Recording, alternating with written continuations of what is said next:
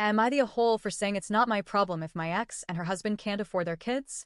Hey, I, 30M, have been dealing with a long, complicated situation with my ex-wife.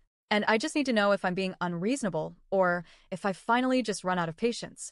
So, I was married to Marin, 30F, and we have a son together. He's 8 now. The story goes back to when Marin was pregnant.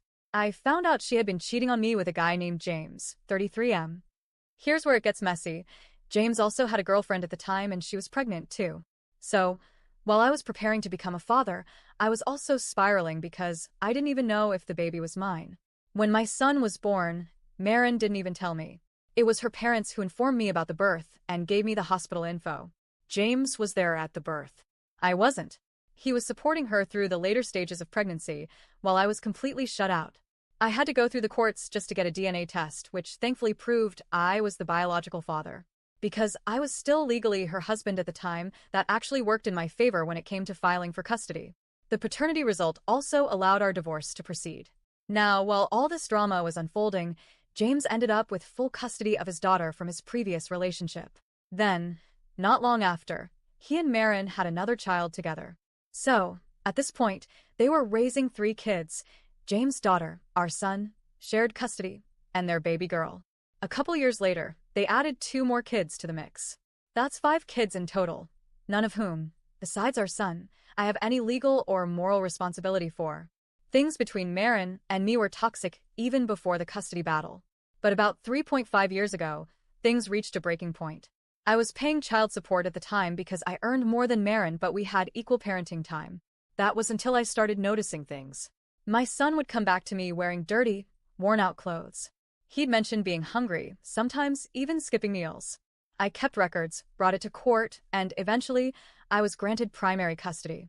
Marin's custody was reduced to every other weekend.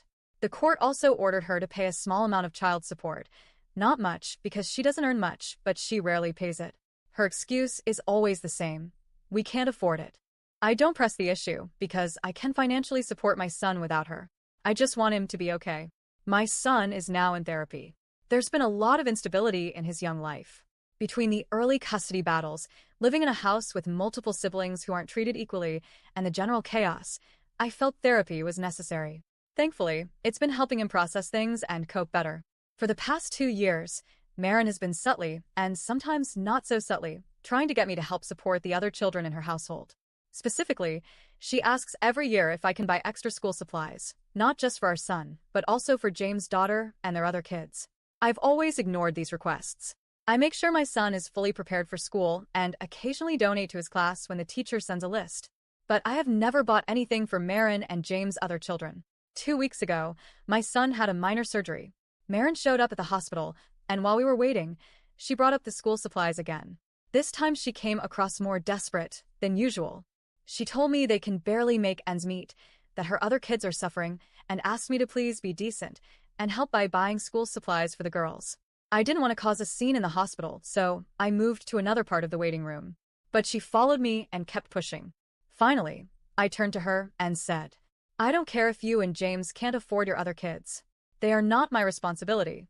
You already once denied our son food and proper clothing just to try and get more money out of me, and you lost shared custody because of it. My priority is, and always will be, my son, not the kids you keep having." She didn't say anything else at the time, but she's since sent me a flood of messages through our court-ordered co-parenting app. She's called me cold, selfish, heartless, and said I'm not a good father because a good father would teach his son to care for his siblings. I haven't responded to any of it. My lawyer is aware of the messages and advised me to keep ignoring them unless it becomes legally relevant.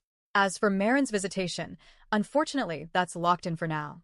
As long as there's no active CPS case and my son doesn't refuse to go when he's older, she'll continue to get her alternate weekends.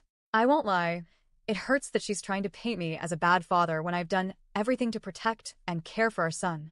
I've never once tried to prevent her from being in his life. I don't talk badly about her to him, but I'm done bending over backwards just to be seen as nice.